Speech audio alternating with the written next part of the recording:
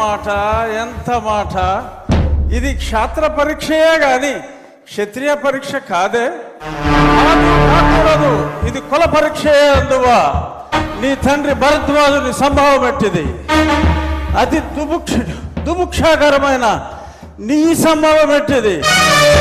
కుండలో పుట్టిదివి కదయ్యా, నీదే కులము.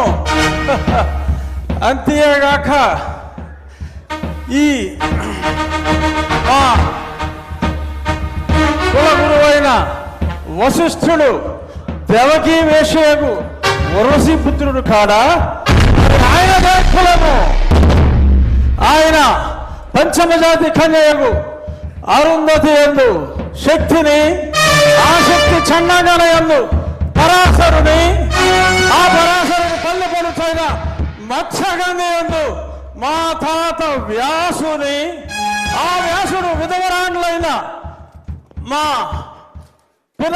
పితామహి అంబికతో నా తండ్రిని, పితామహి అంబాలికతో నా పినతండ్రి పాండురాజును, మా ఇంటి దాసితో ధర్మ నిర్మాణ సరుడని మీ అందరితో కీర్తించబడుతున్న ఈ విదురదేవుని కనలేదా?